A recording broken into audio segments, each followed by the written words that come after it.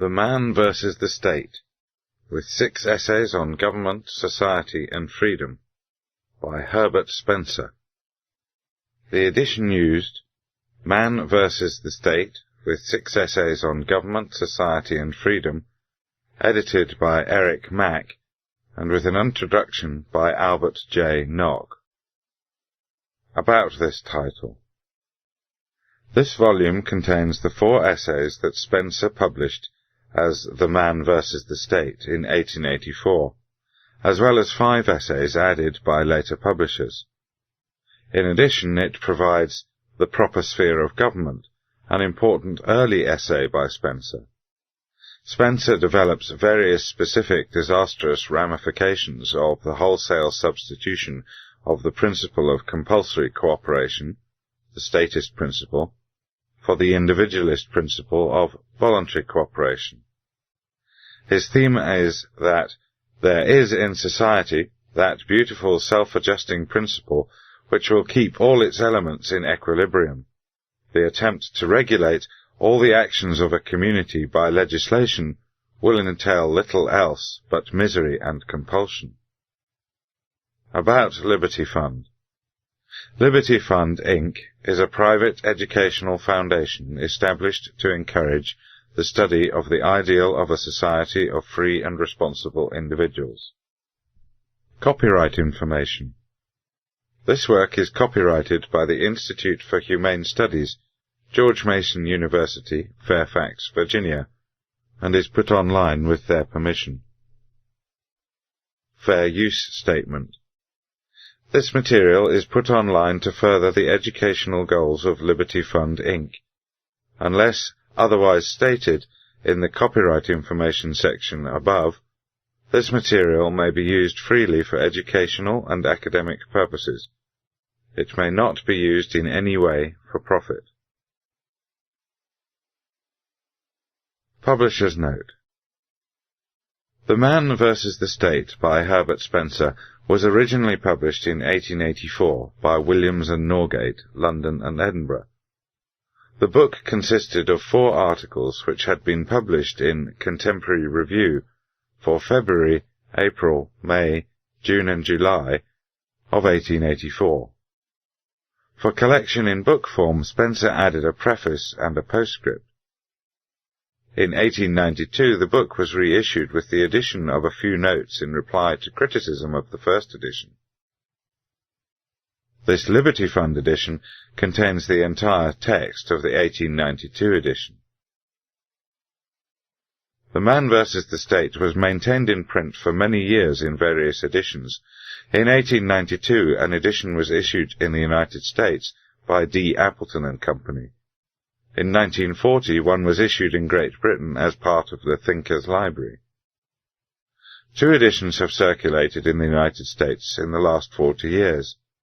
In 1940, Caxton Printers Limited of Caldwell, Idaho, issued an edition with an introduction by Albert J. Nock.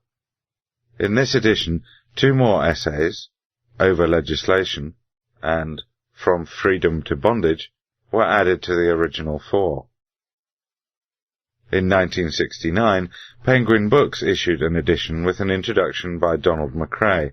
In this edition, From Freedom to Bondage was also included, along with 3 other essays, The Social Organism, Representative Government, What Is It Good For?, and Specialized Administration.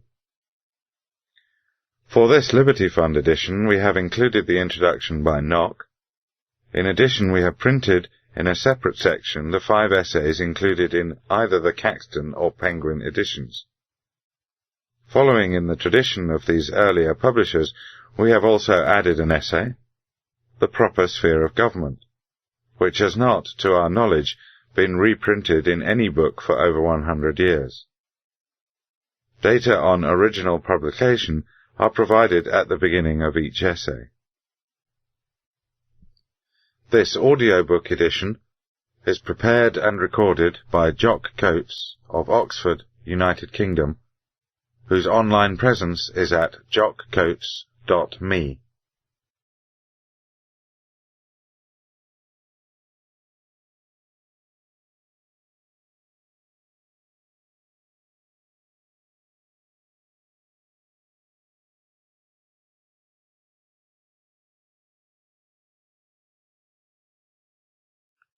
The Man versus the State by Herbert Spencer. Foreword by Eric Mack.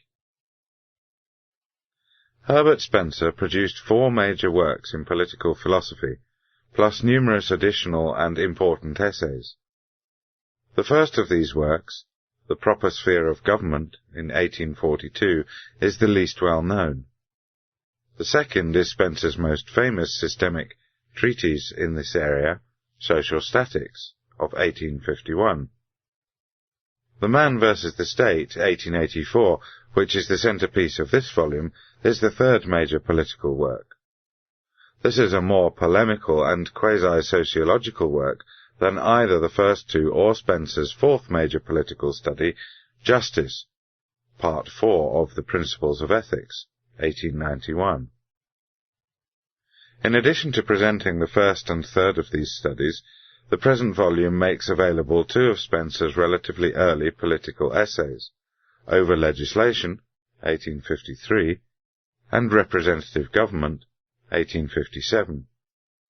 2 of his important essays in political sociology, The Social Organism, 1860, and Specialized Administration, 1871, and From Freedom to Bondage, 1891, which extends the polemical and analytic themes of the man versus the state.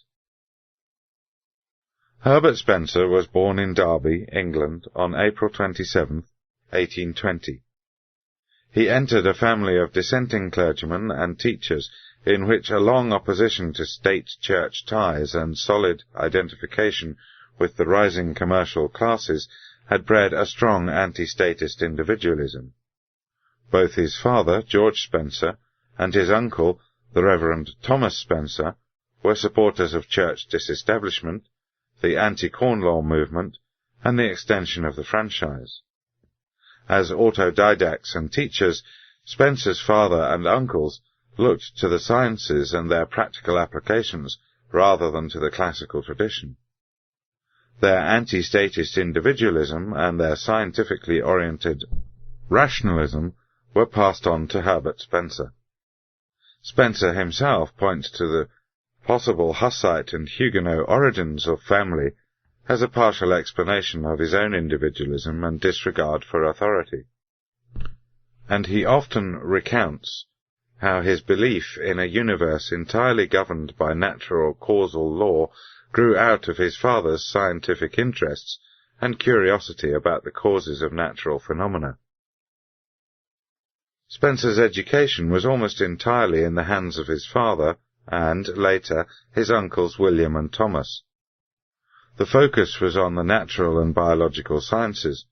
He gathered plants and insects, performed experiments, sketched and worked out problems in mathematics, and attended lectures at the Derby Philosophical Society. When Spencer was in his teens, his uncle Thomas sought to broaden his education with classics, languages, and history. But his rebellious nephew proved to be relatively immune to such useless and dogmatic pastimes. In November 1837, just after Victoria ascended the throne, Spencer joined the engineering staff of the London and Birmingham Railway. Until 1841, and again from 1845 through 1848, working for a number of different firms, Spencer participated in the great expansive phase of railway construction. He appears to have been highly competent and successful at all the engineering tasks undertaken. During these years, and later, Spencer produced a variety of mechanical inventions, and between 1839 and 1842 he published 7 articles in the Civil Engineers and Architects Journal. Only his greater interest in a literary career and, perhaps, the difficulty that this sober and intense young man had in forming warm relations with his colleagues precluded a full-term career in civil engineering. In later years, this spectacular growth of the British rail system was continually to serve Spencer as an example of progressive, non-governmental social coordination. And just as continually, he used the failure of municipal governments to restrict the noise of trains as an example of the failure of governments to carry out their proper negative functions. In the spring of 1842, Spencer began a series of letters to the radical dissenting journal, The Nonconformist. Reprinted in pamphlet form, The Proper Sphere of Government is in some respects his most radical political essay. Spencer maintains that justice construed as respect for natural rights, and not any direct pursuit of the general good, should be the guide for determining the sphere of governmental action. This standard requires of individuals only that they not engage in positive acts of oppression, while it requires that the government act only to intervene against such positively oppressive actions. The publication of The Proper Sphere of Government coincided with Spencer's only intense and sustained period of practical political involvement. He served as the secretary of the Derby branch of the Complete Suffrage Union, and wrote numerous short tracts for this group, as well as for the Anti-State Church Association. The non-remunerative character of his literary activities during this period explains his return to railway engineering in 1845. In 1848, however, Spencer secured a post as a sub-editor of The Economist. At this time, The Economist was the premier organ for free trade and laissez-faire, and Spencer's submission of a copy of The Proper Sphere of Government can hardly have prejudiced his application. Spencer's 5 years at The Economist were spent in essentially non-ideological ordering of news items, but in Social Statics, published during the 3rd year, he deepened and systematized the doctrine of the proper sphere of government. The decade following the publication and moderate success of Social Statics was devoted to the composition of a number of crucial papers developing Spencer's Lamarckian-oriented evolutionary perspective, and also of a series of important political and sociological essays. Though Spencer's health and finances continued to be in precarious condition, during this period he entered into friendships with many of England's most notable intellectual figures, including George Eliot, Thomas Huxley, George Lewis, and John Stuart Mill. Spencer's status as a political heretic during this and succeeding decades should not obscure his broader role as a valued member of the scientific secularist intellectual community. In 1858, Spencer formulated the ambitious outline for his synthetic philosophy, on which he was to work in the face of competing projects and recurring ill health for the next 38 years. This scheme included his First Principles, plus multi-volume works in the principles of biology, psychology, sociology, and ethics. To fund this project, Spencer at first sought the income of some undemanding governmental post in the India administration as a prison governor, as a postal official, or even as a member of the consular service. No suitable posts were available, and instead Spencer developed a subscription arrangement to finance his great project. Crucial to this arrangement, as it developed, were the American subscriptions gathered by Spencer's greatest promoter, Edward L. Youmans. When in the mid-60s his financial construction collapsed due to the subscribers' non-payments and Spencer's delays in issuing sections of the synthetic philosophy, Mill offered to cover Spencer's immediate losses and to organize a subvention for Spencer's continued work. Spencer refused this charitable aid.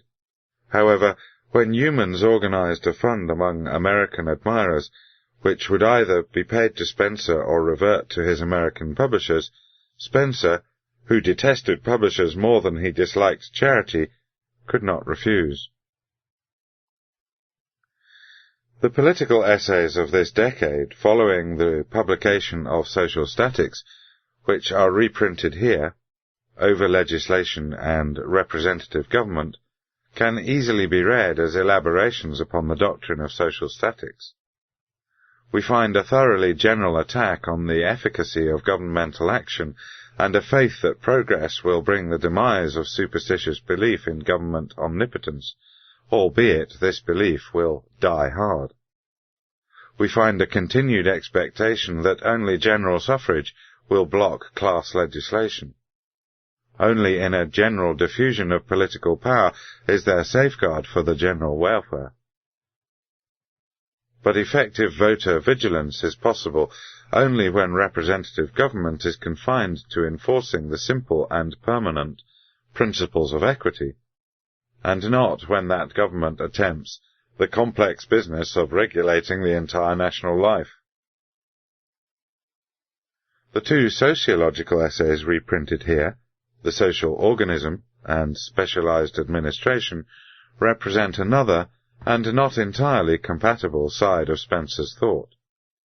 The relationship between Spencer's political thought and both his general evolutionism and his evolutionary sociology are too intricate and confused to be untangled here, or perhaps anywhere. But a few points can be made with special regard to these two essays. The foremost is that the main purpose of the social organism metaphor is to emphasize the non-mechanical, non-intentional, yet mutually coordinated character of the processes which give rise to and sustain any given society and its institutions, and the pervasiveness in any complex society of social orders and structures which are, in Hayek's recent language, the result of human action, but not of human design. The metaphor also serves to highlight further parallels between, for example, the physiological and the economic divisions of labour. It was no part of Spencer's intention to advocate any form of moral or methodological organicism.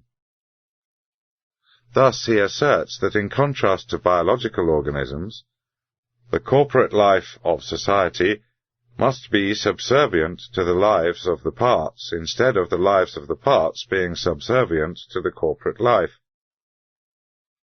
Yet here too intention and result part company, for within the social organism we find Spencer proclaiming that our Houses of Parliament discharge, in the social economy, functions which are in sundry respects comparable to those discharged by the cerebral masses in a vertebrate animal.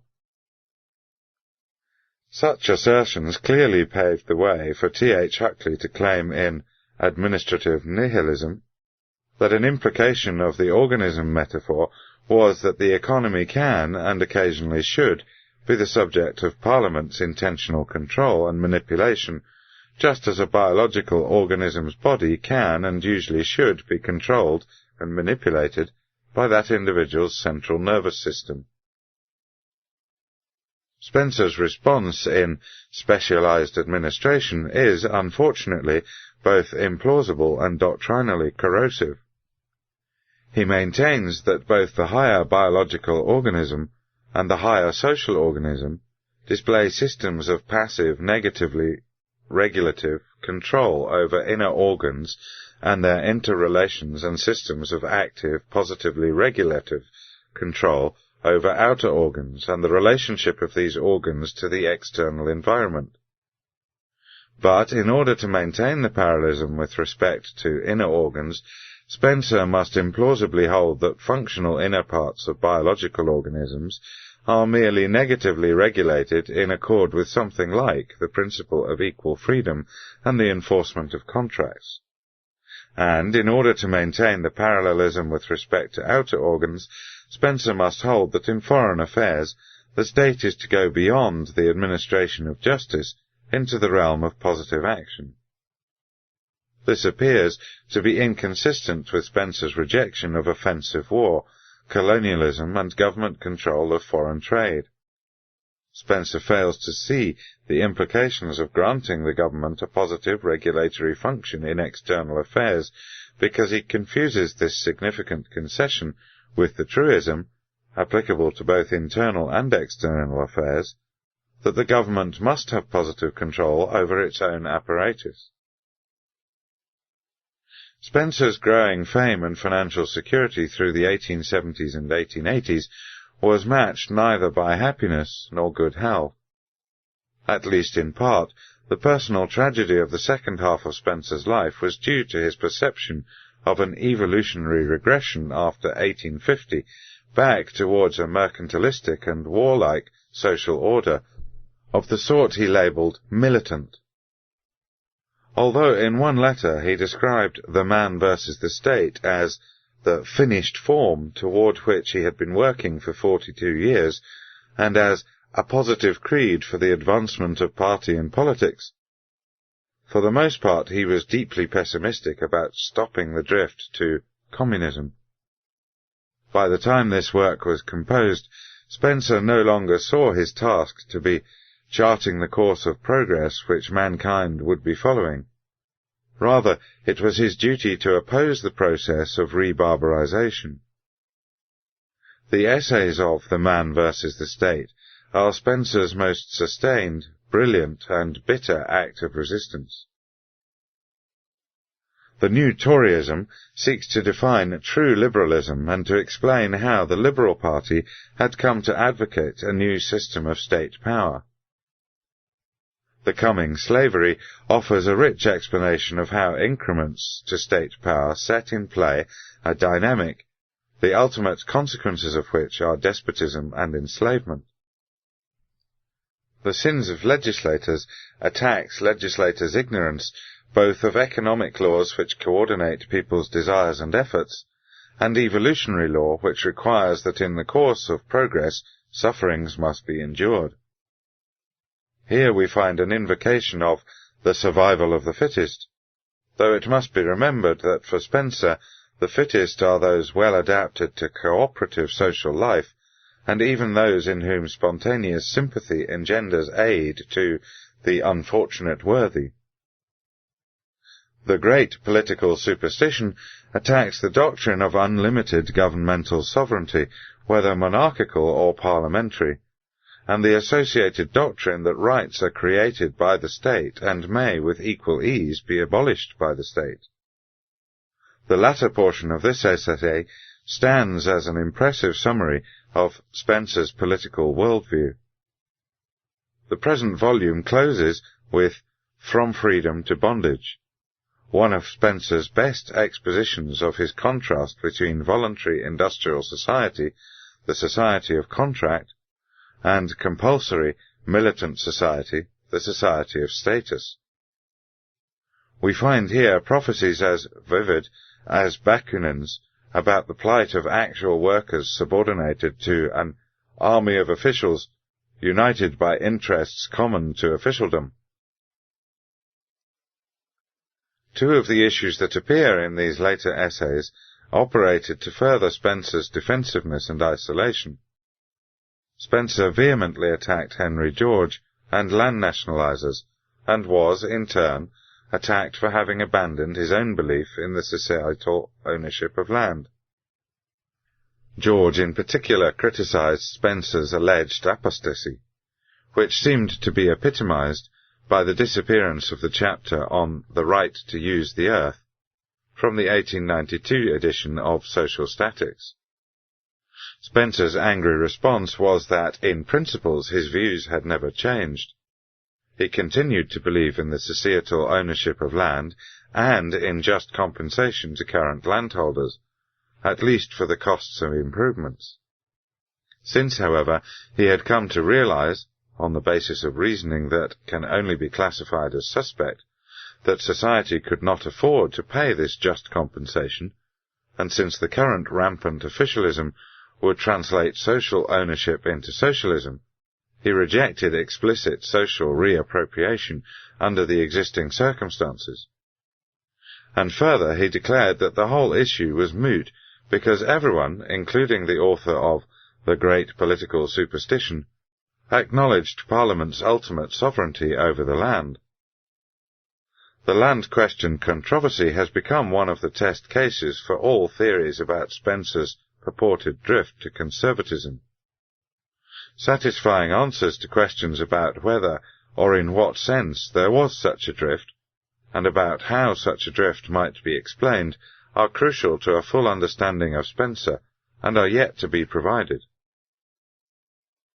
In contrast, with the significant exception of Spencer's sometime acceptance of conscription in defensive war, Spencer remained clearly and adamantly non-conservative in his opposition to militarism and imperialism. In the early 1880s, Spencer returned to active politics in an unsuccessful attempt to build an influential anti-aggressive league. It was to these futile efforts, plus the demands of his American tour in the summer and fall of 1882, that Spencer ascribed a further breakdown in his health. Nevertheless, throughout the 1880s and 1890s, Spencer attacked and tried to organize public opinion against aggressive British involvement abroad. In The Sins of Legislators, his greatest ire is directed at those alleged liberal imperialists who, though they cannot bear to think of the evils accompanying the struggle for existence as it is carried on without violence among individuals in their own society, contemplate with equanimity such evils in their intense and wholesale forms when inflicted by fire and sword on entire communities.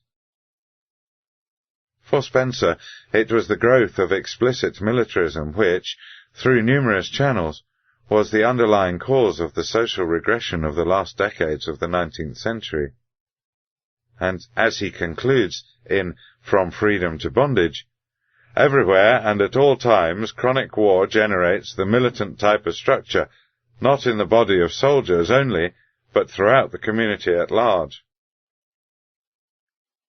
The vision of a nation which had forfeited its historical opportunity and had thereby defeated Spencer's youthful hopes and prophecies dominated Spencer's declining years. The bitterness and the sadness of this vision show through in Spencer's final acts of resistance, his essays on regimentation, rebarbarization, and imperialism and slavery, published in 1902. When Herbert Spencer died on December the 8th, 1903, it was with the conviction that, at least as a political thinker and writer, his life had been in vain.